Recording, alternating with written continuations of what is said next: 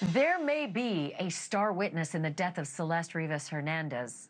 Till now, it's been a total mystery. Who wrapped her up in plastic and closed her into the trunk of a Tesla until she decomposed beyond recognition? Well, there's a very good chance that the Tesla knows. If you were with us here last night, we listed off all the ways that Teslas record everything that happens around them. And if you missed it, you can check that out on my podcast, Drop Dead Serious. But the 2023 Model Y Tesla is a virtual rolling studio and hard drive all-in-one. 8 cameras on the outside, 1 camera on the inside. It can tell you who closed that trunk and when that closed trunk happened. It can tell you how many doors opened and closed after that trunk opened and closed for the last time. And it can tell you where the car drove from before it was abandoned. Best case scenario, the car identifies the driver. But if the driver isn't the killer, how can police squeeze that driver for more information? Nobody knows what gets a guy to talk quite like my next guest. Jon Buehler is a former detective in the Modesto, California PD, and he worked one of the most infamous dismemberment cases of our time, the Laci Peterson murder. Jon, welcome back. I was dying to talk to you about this. What exactly could you hang over the driver of that Tesla to say, you want to go to prison facing X, Y, and Z? If not, talk.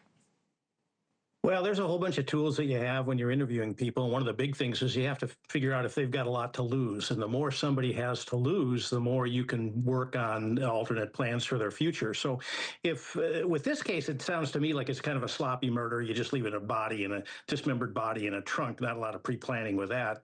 It possibly was, but it's pretty sloppy on the tail end.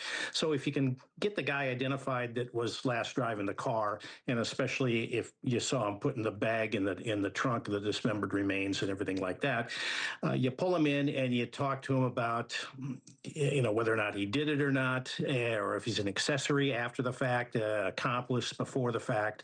If he was involved in the murder and the killing itself, he's looking at 25 to life, just like the killer. But if he was actually just disposing of the evidence, essentially the body, then you're going to have to play with him a little bit and see if he's willing to talk. Now, for me, at least when it comes to a murder like this, I want the guy who killed the girl. That's who I'm most interested in. And I would be willing to trade somebody who was involved in the cleanup if I could get him to make the case stronger against the actual killer. So if you threaten him with accomplice to murder, even if you don't think he is, I know that police tactics, you can say anything to get somebody to be a little bit worried about his or her position. But accomplice to murder is 25 to life. Accessory to murder is 15 to life. And unlawful disposal of human remains is only 1 year. So 1 year doesn't sound quite as scary. What else can you tag on to all of these to scare somebody? Well, besides the 1 year for unlawful disposal of human remains, you could talk to them about disposing of evidence, tampering with evidence, and that could be a 3-year felony depending on how much he did. It might go all the way down to 6 months, depending on what he was involved in. But when it comes to these things, we never threatened people, or at least I didn't, because you have to answer for that when you go to court. So I tried to make sure that my interviews were at least palatable to the jury. No false promises, no hitting him in the head with a phone book or anything like that, but trying to present him with a couple of options, and the best option is save yourself, give us what we need to make our case stronger, and then maybe we can work a deal where you become a witness instead of a co-responsible. We did that on several cases, and you ended up letting a guy go sometimes for a crime that he was involved in, but for the greater good, to get a solid sentence and a good conviction on the guy that killed him, sometimes that's the way to go. Well, I own this same Tesla, and I literally understand how much of my privacy I've given up having this Tesla and having the luxury of having Sentry mode, protect, my car for me, and basically scare people off if they even walk near it. All those things come with a price.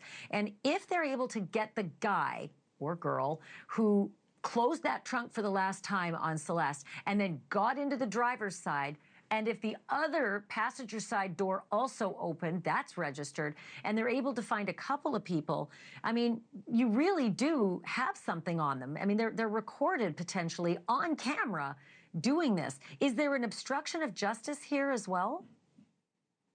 Well, only if they would keep information from you that they had. You could try and get a charge like that. But charges like that are kind of lightweight, and it depends on the prosecutor, and it also depends on the person's prior criminal history. If they've been in trouble a lot and they've been arrested a lot, well, then maybe you could work on that, especially if they're on parole. The parole officers and parole agents have a lot of latitude and a lot of muscle to use over somebody who's out in public on parole. So we have that. But generally, in a case like this, the car is going to be a huge piece of evidence. And even though they say that David is not a person of interest, he might be. They're just keeping it close to the vest. Well, I wouldn't serve 15 years to protect somebody if he asked me to clean up a crime. That's just me, though. Jon Buehler, it's good to have you. Thanks for this. Always good to see you. Thanks so much. Thank you for watching. Subscribe below and download our NewsNation app right now on your phone, and you will get fact-based, unbiased news for all Americans.